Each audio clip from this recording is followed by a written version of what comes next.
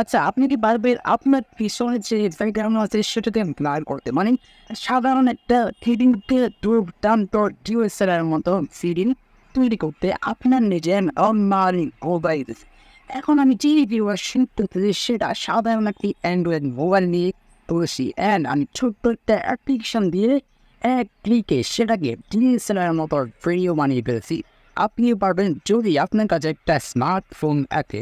চলুন এই বিষয়টা আপনাকে প্র্যাকটিক্যালি দেখিয়ে দিই সময় স্ক্রিনে লক্ষ্য করুন।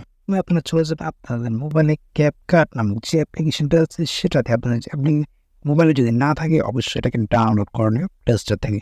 তারপর আপনি এখানে দেখতে পাচ্ছেন নিউ প্রজেক্ট আছে, এখানে একটা ক্লিক করে দিবেন।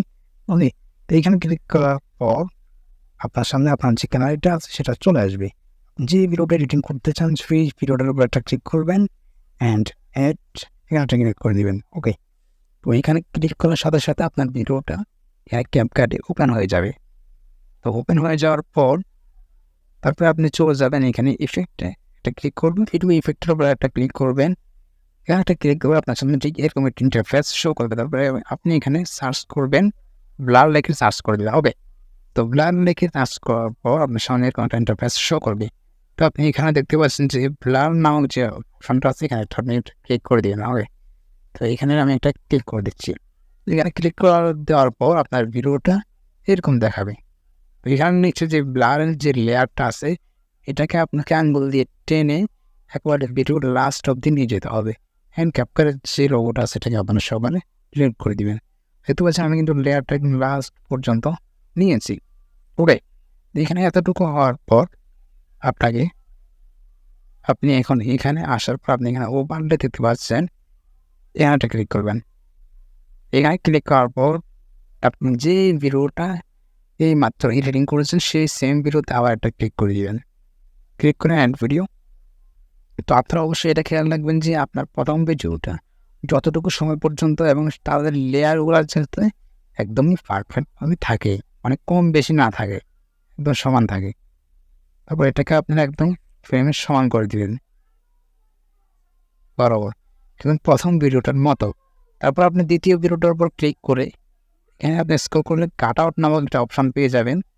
তারপর আপনি এই কাট আউট একটা ক্লিক করে দিবেন। ওকে, আমি এখানে কাট আউট একটা ক্লিক করতেছি।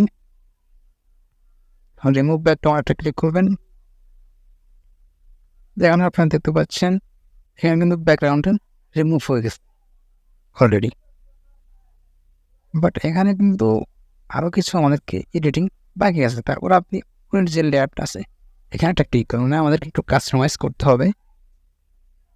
তারপর আপনি এই জায়গায় একটা ক্লিক করে দিবেন,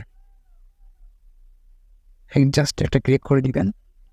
ওকে, জাস্ট ক্লিক করার পর আপনার যেরকম পছন্দ হয়, মানে আপনার যেরকম মনে চায় সেরকমভাবে আপনি জাস্ট করে নেবেন।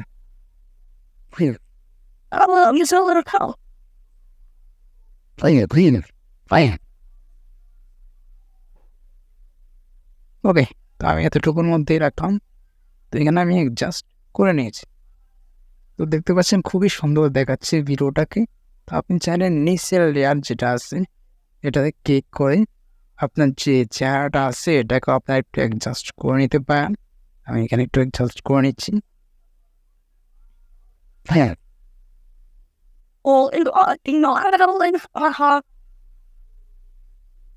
ওকে, তো আমি এখানে একটু অ্যাডজাস্ট করে নিচ্ছি। তো আমার অ্যাডজাস্ট করা হয়ে গেছে অলরেডি, ভিডিওটা কিন্তু হয়ে গেছে। তো এখানে আমাদেরকে একটু ওয়েট করতে হবে, কারণ এখানে দেখতে পাচ্ছেন রিমুভ ব্যাকগ্রাউন্ড এটা 15 হয়েছে। তো এটাকে 100 পর্যন্ত আমাদেরকে করতে হবে। তো আশা করছি আপনারা বুঝে গেছেন যে কীভাবে কোনো ভিডিওর ব্যাকগ্রাউন্ড রিমুভ করা যাবে অ্যান্ড টিএসএমের মতো ব্যাকগ্রাউন্ড রিমুভ করা যাবে। তো ভিডিওটা কেমন লেগেছে অবশ্যই জানাবেন, ভালো লাগবে চ্যানেলটাকে সাবস্ক্রাইব করবেন। সবাই ভালো থাকবেন, সুস্থ থাকবেন। আসসালামু আলাইকুম ওয়া রাহমাতুল্লাহ।